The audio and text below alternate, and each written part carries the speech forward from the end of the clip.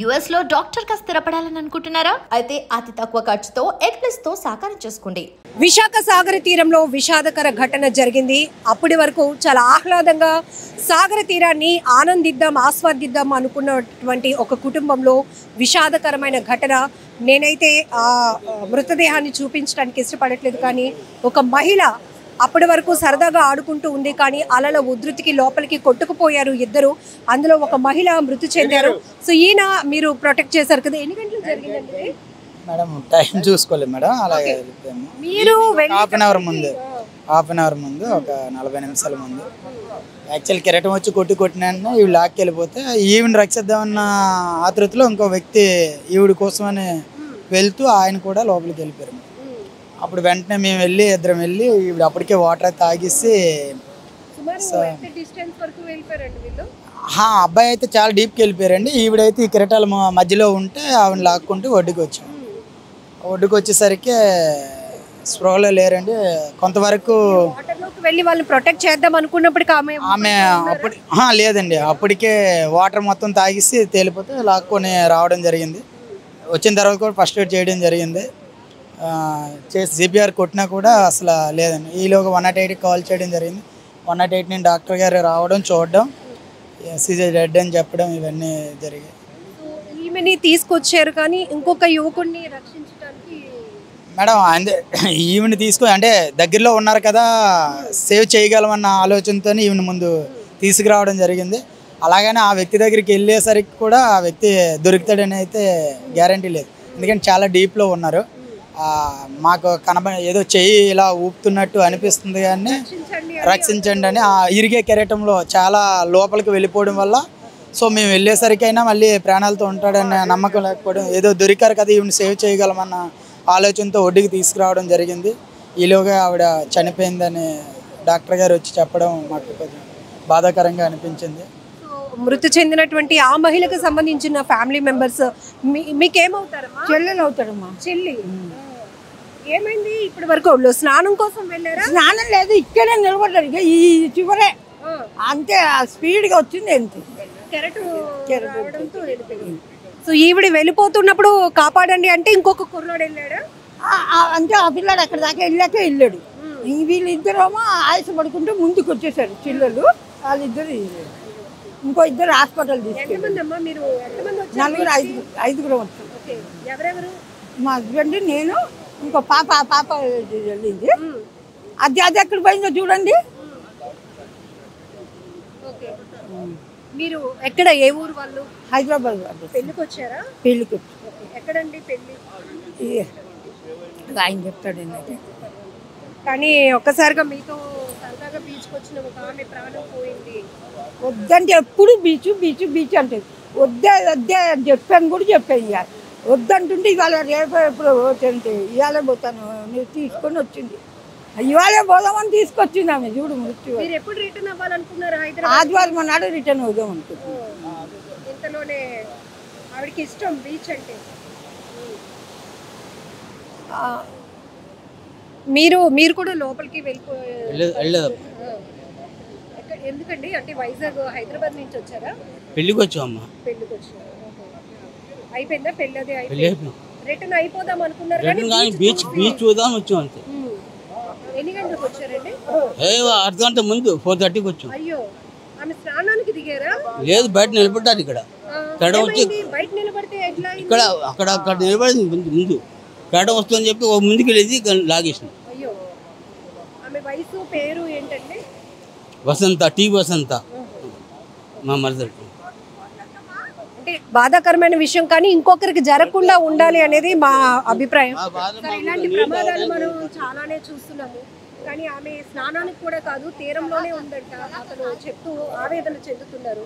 Actually ఇది ఎలా జరిగింది అంటే, అక్కడ అబ్బాయి స్నానం చేస్తున్నప్పుడు తను కొట్టుకుపోతున్నప్పుడు ఈవిడ కూడా ఆయన్ని ఏదో సేవ్ చేద్దాము అనే ఉద్దేశంతోనే ఈవిడ ముందుకెళ్ళింది.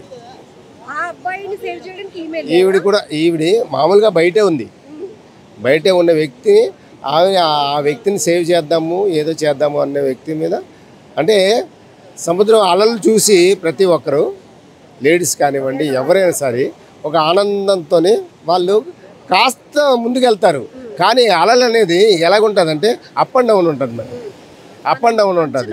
అంటే సముద్రంలోనే ఒక ఏంటంటే కరెంట్ ఉంటుంది, రీప్ కరెంట్ అనేది ఒకటి ఉంటుంది. అలాంటి విషయాల్లోని ఇక్కడ గొయ్యి ఉంటుంది, అక్కడ ఎత్తు ఉంటుంది, ఇంకా ముందుకెళ్తే గొయ్యి ఉంటుంది. అలాంటి విషయాలు ఎవరికి తెలియదు. పబ్లిక్ అవేర్నెస్ ప్రోగ్రామ్స్ పోలీసు వ్యవస్థ కానివ్వండి, ఏ వ్యవస్థ కానివ్వండి, నేను డిజాస్టర్ సేఫ్టీ ఆఫీసర్ అండి, నేను డిజాస్టర్ సేఫ్టీ ఆఫీసర్. ఎన్నోసార్లు పబ్లిక్ అవేర్నెస్ ప్రోగ్రామ్స్ మేము పెడుతూ పబ్లిక్ని పోలీసు వాళ్ళు కానివ్వండి అందరూ ఇలాగ రోజు చెప్తూనే ఉంటారు. ప్రతిరోజు స్విమ్మింగ్లోనే ఇండియాలో ఇప్పుడు వాళ్ళు మనిషిని పోగొట్టుకున్నారనే బాధలో ఉన్నప్పటికీ మేము ఎందుకు మాట్లాడించే ప్రయత్నం చేస్తున్నామంటే నిజానికి ఆమె స్నానానికి కూడా వెళ్ళలేదట, తీరంలోనే ఉందట. ఈ విషయం మీ అందరికీ ఒక అవగాహన ఉంటుందనే మేము ఇలాంటి పరిస్థితుల్లో కూడా వాళ్ళతో మాట్లాడించే ప్రయత్నం చేస్తున్నాం. మేడం ఇక్కడ మనం ఇంత సాఫ్ట్గా ఉంటుంది సముద్రం అనేది చాలా సాఫ్ట్గా ఉంటుంది.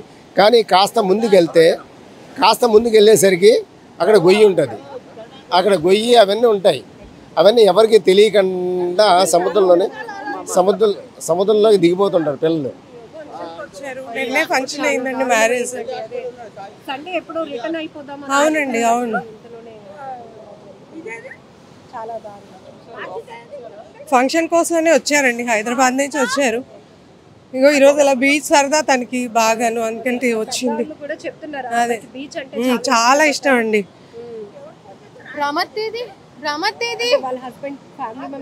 అందరూ హైదరాబాద్ లో ఉన్నారండి, మిగతా ఫ్యామిలీ మెంబర్స్ కేజీహెచ్కి వెళ్ళారు. కానీ చాలా దారుణమైన ఘటన సార్. ఇప్పుడు ఎవరో ఇది ఎన్నోసార్లు చెప్తున్నా సరే బీచ్కి వచ్చే ప్రతి ఒక్క వ్యక్తికి మేము అవేర్నెస్గా చెప్తుంటాం. పోలీస్ డిపార్ట్మెంటు, అదర్ డిపార్ట్మెంట్స్, అన్నీ డిజాస్టర్ డిపార్ట్మెంట్లు అందరు వాళ్ళని అవేర్నెస్ చేస్తున్నా సరే ఏమయ్యా ఇక్కడ ఈ గీత తప్పించి వెళ్ళొద్దు అని మేము ఎన్నోసార్లు హెచ్చరించినా సరే పబ్లిక్ని మేము కంట్రోల్ చేయలేకపోయి ఎందుకంటే ఇప్పుడు భారీ మనిషి ఇప్పుడు జారిపోయింది అనుకోండి, ఇమ్మీడియట్లీ ఏంటంటే కెరటం అనేది రౌండ్ సర్కిల్గా ఇదవుతుంటుంది. ఎవరినైనా సరే లాక్కుపోయే శక్తి ఆ గంగమ్మ తల్లికి ఉంది.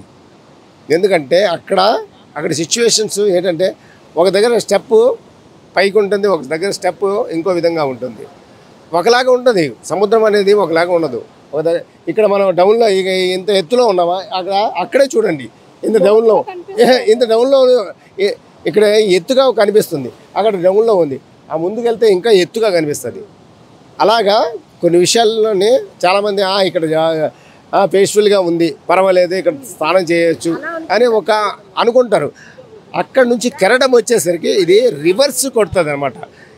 ఇటు నుంచి ఒక కెరటం కొడుతుంది, అటు నుంచి ఒక కెరటం కొడుతుంది. అలాంటి సమయాల్లోనే మాత్రం ఎవ్వరూ తట్టుకోలేని పరిస్థితుల్లోనే టప్మని ఇమీడియట్లీగా మనిషి పడిపోయిన వెంటనే ఆటోమేటిక్గా రోలింగ్ అయిపోయి వాళ్ళు స్పృహ కోల్పోయే సమస్త. అలాంటి పరిస్థితిలో ఒకరిని ఇంకొకరు సేవ్ చేయడానికి కూడా ఎందుకంటే ఒక గజ ఈతగాళ్ళే సేవ్ చేయగలరు. మామూలు నార్మల్ పర్సన్ ఎప్పుడు సేవ్ చేయలేడు, ఎందుకంటే తనకి అవగాహన లేదు కాబట్టి, ఆ వ్యక్తికి అవగాహన ఉండదు. కానీ ఎన్నిసార్లు చెప్పినా సరే ఎవరు అవగాహన లేని వ్యక్తులందరూ నీటిలో దిగిపోతుంటారు. ఏదో ఒక సరదా, ఒక నీరు చూడగానే వాళ్ళకి ఒక ఆనందంతో దిగిపోతుంటారు. అది ఎన్నోసార్లు హెచ్చరిస్తుంటారు, పోలీసు వాళ్ళు హెచ్చరిస్తుంటారు, మేమే హెచ్చరిస్తాము, డిజాస్టర్ వాళ్ళు హెచ్చరిస్తుంటారు, ఇక్కడ సిమ్మర్స్ హెచ్చరిస్తుంటారు. హెచ్చరించినా సరే పబ్లిక్ అనే వాళ్ళు ఎవ్వరు పట్టించుకోరమ్మా. జస్ట్ ఈ చెవిలో వింటారు, ఈ చెవిలో విడిచిపెడుతుంటారు. అది చాలా బాధాకరమైన ఘటన.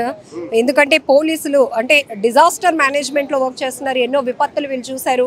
సో ఇట్లా బీచ్ ప్రమాదాలు జరిగినప్పుడు కూడా ఇమీడియట్గా రెస్క్యూ చేయాలి అనే దానికి కూడా ఒక అవగాహన, ఎక్విప్మెంట్ అన్ని అవసరం.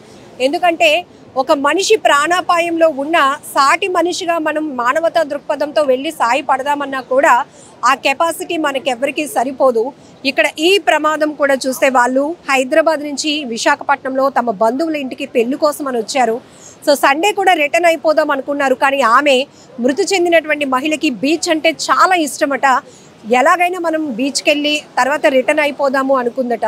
కానీ ఇంతలోనే ఈ ప్రమాదం జరగటం, ఆమె మృత్యువాత పడటం, మరో యువకుడు అందరూ చూస్తుండగానే గల్లంతైపోయాడు. కెరటాలలో చిక్కుకొని కాపాడండి అంటూ తన చేతులు పైకెత్తి కేకలు వేసినప్పటికీ కూడా ఎవ్వరూ ఏమీ చేయలేనటువంటి నిస్సహాయ పరిస్థితిలో ఆ యువకుడు కూడా గల్లంతయ్యాడు. వీళ్ళు ఒడిశా నుంచి కొంతమంది యూత్ ఇక్కడికి బీచ్లో కాసేపు స్పెండ్ చేద్దామని వచ్చారట. ఇక్కడే రైలు కంపెనీలో మేము వర్క్ చేస్తుంటాం. మేము అక్కడే కలుసుకున్నాం ఫ్రెండ్స్. అలా బీచ్కి వచ్చాం సరదాగా. ఎన్ని గంటలకి? మ్యాక్సిమం టైం తెలియదు. వచ్చాము, ఒక ఆవిడ అంటే లోపలికి వెళ్ళిపోతుందంటే ఇద్దరం దూకాం. నేను ఈ గల్లంతైన అబ్బాయి పేరు ఏంటి? గోవింద్. గోవింద్. మీ పేరు? ధర్మ. మీ ఇద్దరు ఫ్రెండ్స్ అయ్యారు, పని చేస్తున్న జాబ్. సో మీరు ఇక్కడ బీచ్ లో ఉంటుండగా ఆమె కొట్టుకుపోతుంది ఫస్ట్. తర్వాత మేము వెళ్ళాం కాపాడడానికి. ఇద్దరం వెళ్ళాం. నేను వస్తాను, ఆవిడతో పాటు కెరటాలు కొట్టుకుని మావిడ కూడా వెళ్ళిపోయాడు. అంటే ఒక మహిళ మునిగిపోతుంది, కొట్టుకుపోతుంది, ఆమెను రక్షించాలని మీరు మీ ఫ్రెండ్ ఇప్పుడు గల్లంతైన అబ్బాయి ఇద్దరు కలిసి వెళ్ళారు. కానీ మీరు ఇంకా ఆ కెపాసిటీకి తట్టుకోలేక మీరు వచ్చేసాను బయటికి. మావాడు చేసాడు బాగా. అతను మాత్రం రాలేకపోయాడు బయటికి, అలా లోపలికి వెళ్ళిపోయాడు. ఆ టైంలో ఇక్కడ ఎవరు లేరా ప్రొటెక్ట్ చేయడానికి? అంటే జనరల్గా బీచ్లో అప్పుడు దగ్గరలో ఎవరు లేరండి. అంతా లోపలికి ఇంకా వెళ్ళిపోయినప్పుడు ఇంకా అప్పుడు వచ్చారు. అది తను కేకలు పెడుతున్నాడా కాపాడండి అంటూ మీకు కనిపించిందా? ఎంత దూరం వరకు కనిపించింది. ఇంకా లోపల దాకా వెళ్ళిపోయారండి. చెయ్యెత్తాడు, కనిపించాడు. తర్వాత మరి దాదాపుగా కనిపించలేదు. ఏంటి అబ్బాయి ఫ్యామిలీ ఎక్కడ ఏంటి ఏమైనా డీటెయిల్స్ అంటే వాళ్ళది కోరాపుట్, ఒరిస్సా. అంతకుమించి ఫ్యామిలీ విషయాలంటే నాకు తెలియదండి. ఎంత ఏజ్ ఉంటుంది అబ్బాయికి? ఏజ్ ఉంటుంది ఒక 26 సంవత్సరాలు ఉంటుంది. ఇప్పుడు ఆ మహిళ ఇప్పుడు హైదరాబాద్ నుంచి ఫంక్షన్ కోసం పాపం వాళ్ళు కూడా వచ్చారట.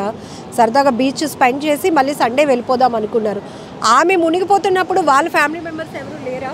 అంటే మాకు తెలియదండి మరి. కానీ ఆమె బాధను తట్టుకోలేక మీరు మేము వెళ్ళాము. ఈత వచ్చామా మీకు? వచ్చండి. మీకు వచ్చు? ఆ అబ్బాయి కూడా వచ్చు, బట్ కెరటాలు లోపలికి లాక్కెళ్ళిపోయింది మరి. సో ఇక్కడ మనం 2 విషయాలు తెలుసుకోవచ్చు. ఎందుకంటే ఖచ్చితంగా ఇక్కడ బీచ్ తీర ప్రాంతంలో మెరైన్ డిపార్ట్మెంట్ వాళ్ళు ఉంటారు, వాళ్ళకి ఎక్విప్మెంట్ ఉంటుంది. ఒకవేళ ఎవరైనా ప్రాణాపాయ స్థితిలో ఉండుండి అలల ఉధృతికి కొట్టుకుపోతూ అలలలో చిక్కుకుపోతే ప్రతిసారి కూడా ఇక్కడ పోలీస్ డిపార్ట్మెంట్తోనేంటి ఫిషర్మ్యాన్స్తో కూడా మేము అవేర్నెస్ కల్పిస్తూ ఉంటాం. మీరు అనుకున్నంత ప్రశాంతంగా బీచ్ ఉండదు. లోపల రిప్ కరెంట్ అనేది పాస్ అవుతూ ఉంటుంది. మనం అనుకుంటాం కనపడుతున్నాయి కదా అలలు, సో అక్కడ ఒకవేళ ఏదైనా మనకి ఇబ్బంది అనిపిస్తే వెనక్కి పరిగెట్టుకొని వచ్చేద్దాం అనుకుంటాం. కానీ మనం అక్కడ లాక్ అయిపోతాం. ఎందుకంటే ఆ రిప్ పవర్ అనేది మనల్ని చాలా బలంగా లోపలికి లాగేస్తూ ఉంటుంది. ఎంత నిష్ణాతులైన మత్స్యకారులు కూడా కొంతమంది ఎలాంటి సేఫ్టీ ఎక్విప్మెంట్ లేకుండా మాత్రం వాళ్ళని రక్షించలేరు. గజ ఈతగాళ్ళు ఎవరైనా ఉంటే తమ కళ్ళెదుట ఎవరైనా కొట్టుకుపోతే కనుక వాళ్ళు ఇమీడియట్గా రెస్క్యూ చేసి వాళ్ళని రక్షించి ప్రాణాలతో కాపాడగలిగే పరిస్థితి ఉంటుంది. కానీ ఇక్కడ హైదరాబాద్కు చెందినటువంటి ఒక మహిళ సరదాగా విశాఖ బీచ్కి వచ్చారు. ఆమె మునిగిపోతూ ఉండటాన్ని చూసినటువంటి ఇప్పుడు గల్లంతైన యువకుడు ఎవరైతే ఉన్నారో ఒడిశా రాష్ట్రం కోరాపుట్కు సంబంధించినటువంటి యువకుడు. ఆ అబ్బాయి తను పనిచేస్తున్నటువంటి కంపెనీలో ఉన్నటువంటి మరొక ఫ్రెండ్తో కలిసి బీచ్కి వచ్చారు. అయితే ఆ మహిళ కొట్టుకుపోతుండటాన్ని మానవతా దృక్పథంతో తన్ని కాపాడాలని ఒక మంచి మనసుతో వాళ్ళు ప్రయత్నం చేసినప్పటికీ కూడా ఇంకా ఆ ఉధృతికి ఆ కెరటాల ధాటికి మేము తట్టుకోలేక నేను బయటకు వచ్చేసాను మేడం. కానీ నా ఫ్రెండ్ మాత్రం అలలో చిక్కుకుపోయాడు. చాలా దూరం తను వెళ్ళిపోతూ చేతులు కూడా పైకెత్తి కాపాడండి అంటూ కేకలు పెట్టినా కూడా ఎవరు రక్షించడానికి కూడా ఇక్కడ లేరు. అంత సాహసం కూడా ఎవరు చేయలేకపోయారు. చాలా బాధాకరమైన ఘటన జరిగింది అని. ఒకవైపు ఒక కుటుంబం ఒక ఫ్యామిలీ ఫంక్షన్కి వచ్చి ఇక్కడ విషాదం నింపుకుంది. ఆ కుటుంబం తీవ్రంగా ఆ మృతి చెందినటువంటి మహిళ కోసం రోధిస్తుంటే మరొక స్నేహితుడు తనతో పాటు బీచ్కి వచ్చి సరదాగా గడపాలి, ఎంజాయ్ చేయాలి అనుకున్నటువంటి పరిస్థితిలో ఒక యువకుడిని కోల్పోయిన పరిస్థితి. ఎందుకంటే ఇప్పుడు దాదాపు 6:15 అవుతుంది, అంటే ఒక 2.5 hours అవుతుంది ఆ అబ్బాయి గల్లంతయ్యి. ఇప్పుడు తన కోసం ఏమైనా గాలింపు చర్యలు కొనసాగించాలన్నా వాతావరణం ప్రతికూలంగా ఉంది. ఎందుకంటే మీకు తెలుసు భారీ వర్షాలు ఉన్నాయి. సో ఇప్పటికే బీచ్ తీర ప్రాంతాల్లో మత్స్యకారులు కూడా వేటకు వెళ్ళొద్దని హెచ్చరికలు జారీ చేస్తుంది వాతావరణ శాఖ. ఇలాంటి పరిస్థితిలో సరదాగా బీచ్కి వచ్చి గడపాలి, స్నానం చేయాలి, ఆడుకొని వెళ్ళాలి అనుకోవటం అనాలోచితమైన నిర్ణయమే. ఈరోజు సుమారు 5 గంటల ప్రాంతంలో ఆర్కే బీచ్లో హైదరాబాద్ నుంచి వైజాగ్ ఒక మ్యారేజ్ పర్పస్ వచ్చి బీచ్ చూద్దామని చెప్పేసి వచ్చారు. అందులో ఇద్దరు, ఒక వసంత అన్న ఆమె, అలాగే సాయికృష్ణ అనే వాళ్ళ ఫ్యామిలీ మెంబర్స్ ఇద్దరు కూడా లోపలికి దిగారు. ఇంతలో వసంత అనే ఆవిడని మన కెరటాలు కొట్టడం జరిగింది. దాంతో ఆవిడ స్పాట్లో అందులో చనిపోయింది. అలాగే వాళ్ళు ఫ్యామిలీ మెంబర్స్ అనేటువంటి సాయికృష్ణ గారు కూడా ఉన్నారు, అతన్ని సేవ్ చేయడం జరిగింది. అలాగే మన లైఫ్ గార్డ్స్ అందరూ కూడా ఉన్నారు. కాకపోతే కొంత డిస్టెన్స్ ఒక 50 మీటర్స్ దూరంలో ఉన్నారు. వెంటనే తెలిసిన వెంటనే వచ్చారు. వెంటనే మన వసంత గారిని సేవ్ చేయడానికి ట్రై చేశారు. అయితే అప్పటికే ఆవిడ చనిపోవడం జరిగింది. అలాగే వాళ్ళ ఫ్యామిలీ మెంబర్స్ ఈ ఇన్సిడెంట్ చూసి ఒక అతను ఒరిస్సా అతను గోవింద్ అని చెప్పి అతను చూసి వాళ్ళని సేవ్ చేద్దామని వెళ్ళారు. ఆ కుర్రాడు కూడా అందులో మునిగిపోవడం జరిగింది. ఇప్పటి వరకు కూడా అతను ఇంకా తేలలేదు. అయితే మనం ఈ జనవరి నుంచి ఇప్పటి వరకు కూడా మన సుమారుగా 25 మంది వరకు మన లైఫ్ గార్డ్స్ అలాగే మన మెరైన్ వాళ్ళందరూ కూడా సేవ్ చేయడం జరిగింది. అయితే సైక్లోన్ ఉన్న వల్ల కొద్దిగా పోటీ ఎక్కువగా ఉన్న వల్ల ఇన్సిడెంట్ జరిగిందని అనుకుంటున్నాం. ఆల్రెడీ ఆ బాడీ కోసం కూడా మేము ట్రేస్ చేస్తున్నాం. అలాగే అందరం కూడా వెతుకుతున్నాం. కానీ అది జరగడం చాలా బాధాకరం. అందరికీ మేము చెప్పేది ఏంటంటే ఎవరు కూడా స్విమ్మింగ్కి వెళ్ళొద్దని మేము పోలీస్ శాఖ నుంచి అందరూ కూడా హెచ్చరిస్తున్నాం. అలాగే మేము కూడా చాలా అలర్ట్గా తిరుగుతున్నాం. అయితే కొద్దిగా మన వాళ్ళు ఆ లేడీ కొద్దిగా వెయిట్ కూడా ఉండడం వల్ల ఇది జరిగింది తప్ప వెంటనే మనం సేవ్ చేశారు. బట్ అన్ఫార్చునేట్లీ ఆవిడ చనిపోవడం జరిగింది. అతను ఒక సాయికృష్ణ గారిని వెంటనే కేజీహెచ్కి తరలించాం. ప్రస్తుతానికి అతను అయితే బాగానే ఉన్నారండి. సార్, గల్లంతైన యువకుడు వివరాలు ఏంటి సార్? ఈ ముగ్గురు ఒకేసారి కొట్టుకుపోవడం వల్ల ఈ మెరైన్ కానిస్టేబుల్ ప్రొటెక్ట్ చేయడానికి అవ్వలేదా? క్లారిటీ ఏంటి సార్? లేదండి, వీళ్ళిద్దరూ దిగారు. వీళ్ళు దిగిన తర్వాత వీళ్ళు ఎప్పుడైతే మునుగుతున్నారని చూసి అతను సేవ్ చేద్దామని చెప్పేసి అతను లోపల దిగాడు. అయితే అన్ఫార్చునేట్లీ అతను కూడా లోపలికి గల్లంత అయ్యాడండి. గల్లంతైన యువకుడు వివరాలు ఏంటి సార్? గోవింద్ అండి, అతను ఒరిస్సా చెందినటువంటి వ్యక్తి. అతను ఇక్కడ మన హ్యాచరీస్లో పనిచేస్తున్నారండి, ఆనందపురం దగ్గర. తరచుగా లాస్ట్ టైం కూడా ఒక ఫ్యామిలీ 7 ఏళ్ల బాలుడిని కోల్పోయిన పరిస్థితి. ఎప్పటికప్పుడు మీరు అవేర్నెస్ కలిగిస్తున్నారు. బీచ్ చూసే అంత ఆహ్లాదంగా ఉండదు, ప్రమాదం అని చెప్పి ఏం చెప్తారు సార్? ఇప్పుడు కూడా హైదరాబాద్ నుంచి వచ్చిన ఒక ఫ్యామిలీ ఒక వ్యక్తిని కోల్పోయినటువంటి పరిస్థితి. అంటే ప్రజలందరికీ మేము చెప్పేది ఏంటంటే ఎవరు కూడా లోపలికి వెళ్ళొద్దని చెప్తున్నాం. దీన్ని ఏదైతే బీచ్ ఉందో దీన్ని ఆహ్వాదించాలి. కానీ స్విమ్మింగ్ కానీ వెళ్ళడం, లోపలికి వెళ్ళడం ఇలాంటివి జరగడం వల్ల మనం చాలా వరకు అవేర్నెస్ చేస్తున్నాం. మన లైఫ్ గార్డ్స్, మెరైన్ అందరూ కూడా కోఆర్డినేషన్తో అందరికీ కూడా చెప్పడం జరుగుతుంది. విజిల్స్ వేసి కూడా మేము అందరికీ అలర్ట్ చేస్తున్నాం. కాకపోతే కొంతమంది అన్ఫార్చునేట్లీ దిగడం, మనం పోలీసు ఒక దగ్గర ఉంటే వాళ్ళు వేరే దగ్గర దిగడం జరుగుతుంది. అందరికీ మేము చెప్పేది ఏంటంటే ఎవరు కూడా బీచ్లో దిగొద్దు అనేది మేము అందరికీ కూడా చెప్పడం జరుగుతుందండి.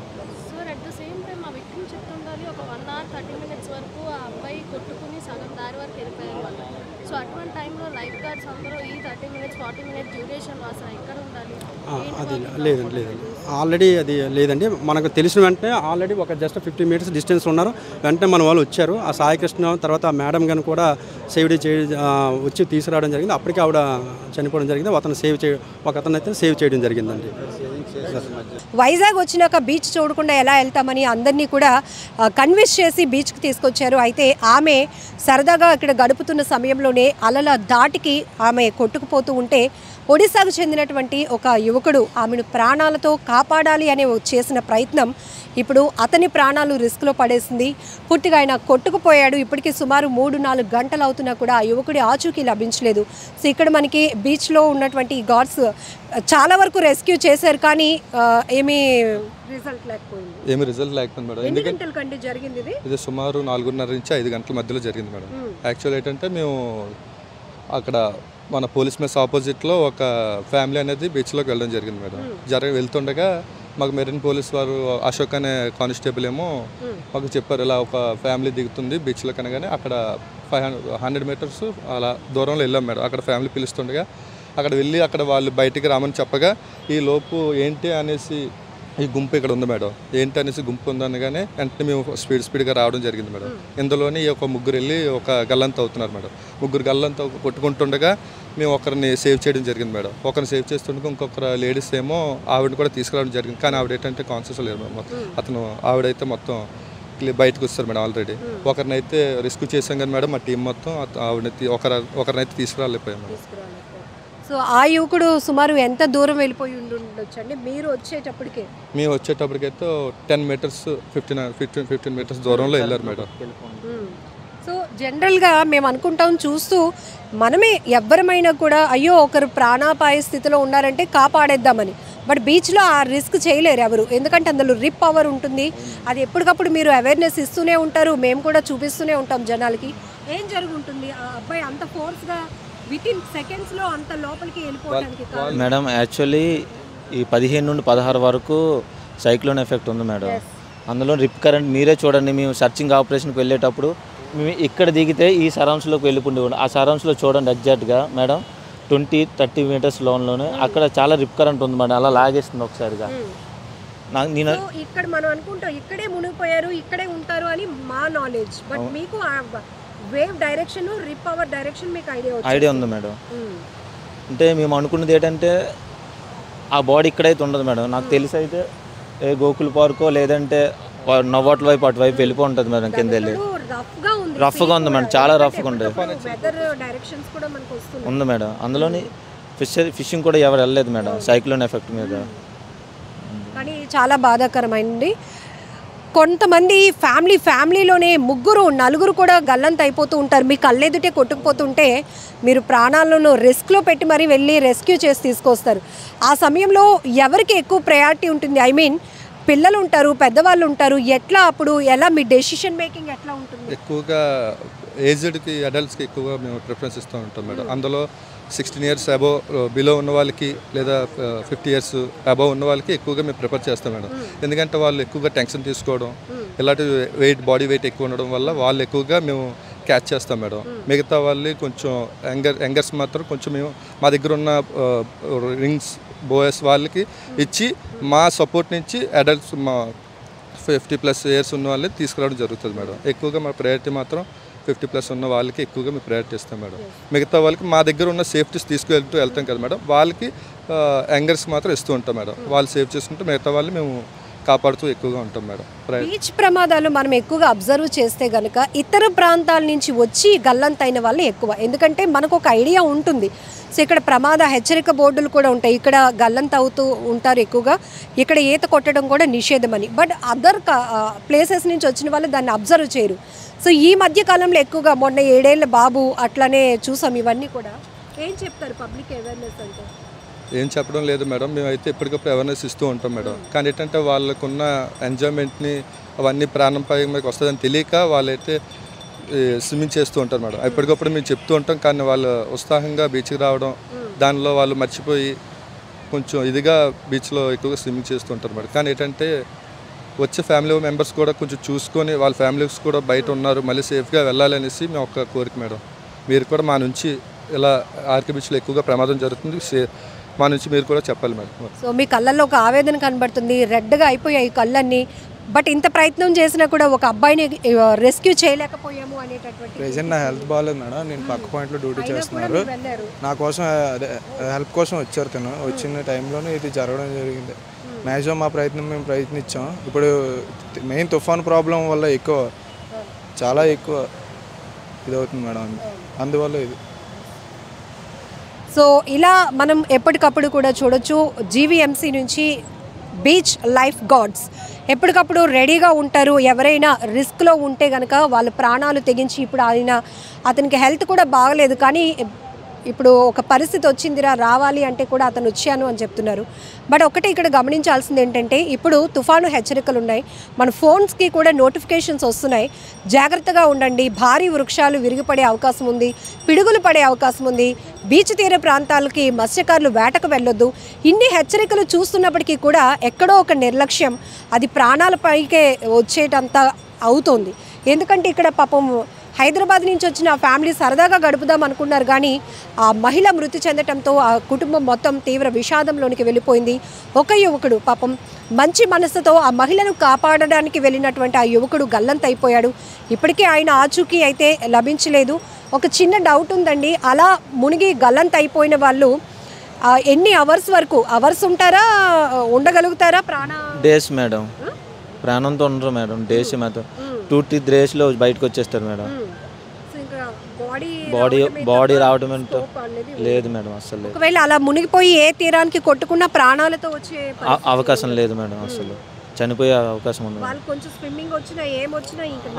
అస్సలు లేదు మేడం, అవకాశం లేదు, చనిపోతారు మేడం.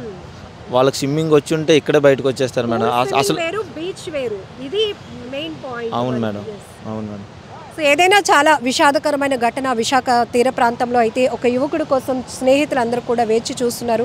మిగతా వాళ్ళు కూడా తమ కళ్ళెదుటే అలా కొట్టుకుపోయారు. ఆ దృశ్యాలు ఇప్పటికీ కూడా మమ్మల్ని కదిలిస్తున్నాయంటూ చాలా తీవ్ర బాధలో ఉన్నారు. అయితే ఆ కుటుంబం మాత్రం తీవ్ర విషాదంలో మునిగిపోయింది. ఇప్పుడు మహిళ మృతదేహాన్ని కేజీహెచ్ మార్చురీకి అయితే తరలించారు.